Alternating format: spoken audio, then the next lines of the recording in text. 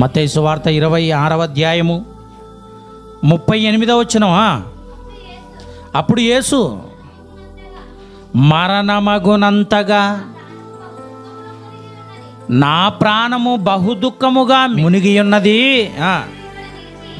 మీరు ఇక్కడ నిలిచి నాతో కూడా మెలకువగా ఉండుడని వారితో చెప్పాను అంటున్నాడు. ప్రియమైన వారలారా, అంటే ఎంత దుఃఖపడుతున్నాడైనా మరణమగునంతగా దుఃఖపడుచున్నాడట. అలాంటి మహాజ్ఞానవంతుడే బాధ పడుకుంటూ శిష్యులతో మాట్లాడుతున్నాడు. ఏమని మాట్లాడుతున్నాడో తెలుసా? ఇదిగో మీరు నాతో కూడా మెలకువగా ఉండుడి. అంటే మనకేం ఉండాలి మరి? మనం ఎలా ఉండాలి? మెలకువగా ఉండాలి. ఎలా మెలకువగా ఉండాలి? సంఘములో ఉండాలి. సంఘములో ఎలా ఉండాలి? సహవాసంతో ఉండాలి. మీకు అర్థమవుతుంది ఇప్పుడు?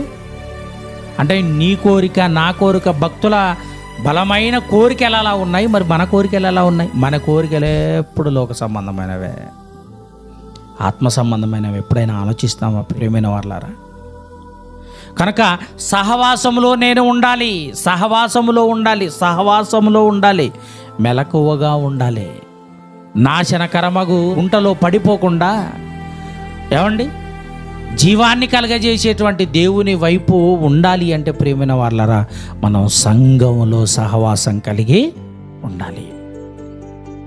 సంఘం, ఈ సంఘంలో మనం ఎంత కాలం ఉంటే అంత పరలోకానికి చేరువవుతున్నాము అని లెక్కండి. బాగా అర్థం చేసుకోవాలి.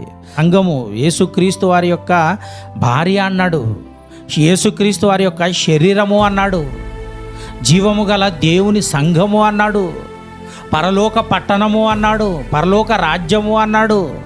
కనుక ఈ పరలోక రాజ్యంలో మనం ఎంత కాలము మన జీవితాన్ని కొనసాగిస్తే పరలోకానికి అంత చేరువగా మనం మారిపోతాం. ప్రియమైన దేవుని వాళ్ళ చనిపోయేంత వరకు సంఘంలో నిలిచారు గనక భక్తులు అంగీకరించబడ్డారు.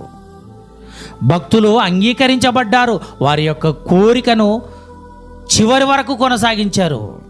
కనుక మనం ఎల్లప్పుడూ కూడా ఎలా ఉండాలి? సహవాసంగా ఉండాలి. ఎడతెగక సహవాసంగా ఉండాలి. సహవాసంగా ఉండాలి. సహవాసాన్ని పోగొట్టుకోకూడదండి.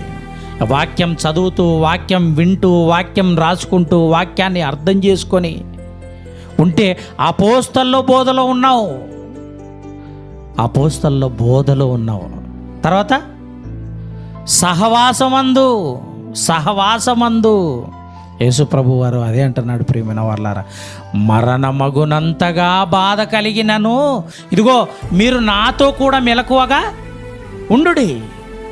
నాతో కూడా, నాతో కూడా, నాతో కూడా అంటే అర్థం ఏంటి? సహవాసం కలిగి ఉండండి, అంతేనా? కనుక మనందరం కూడా సహవాసాన్ని కలిగి ఉండాలి. ప్రియమైన వారలారా, మనమంతా దేవుని కుటుంబం.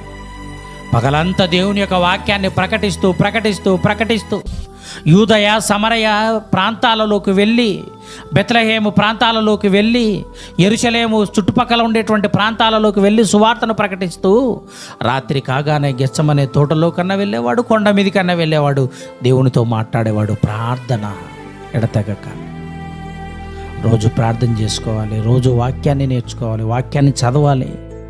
సహవాసాన్ని వదిలిపెట్టకుండా సంఘ సహవాసంలో మనందరం కూడా ఉండగలిగితే ప్రియమైన దేవుని పిల్లలారా, మనము కూడా భక్తుల జాబితాలో బలమైన కోరికను కలిగిన వారై ఈ లోకంలో నివసించగలం. ఆ భక్తిని సాధించాలి. మనం కూడా కోరికను పెట్టుకోవాలి. ఏంటి ఆ కోరిక అంటే శరీర సంబంధమైన కోరిక కాదు ప్రియమైన వాళ్ళ, ఆత్మ సంబంధమైన కోరిక అంటూ ఏదైనా ఉంది అని అంటే ఇదిగో నేను సహవాసంలో ఉండాలి, భక్తులతో నడుచుకోవాలి, భక్తులతో తిరగాలి, భక్తుల మాటల్లో నేను ఉండాలి, భక్తుల ఆలోచనల్లో నేను ఉండాలి. ఇదిగో మనకంటే ముందు రాయబడినటువంటి భక్తుల జీవితాలను నేను చదువుకోవాలి. ఆ జీవితాన్ని చదువుకున్న తర్వాత నా జీవితాన్ని నేను మార్చుకోవాలి అని మనం కోరిక కలిగి ఉండాలి.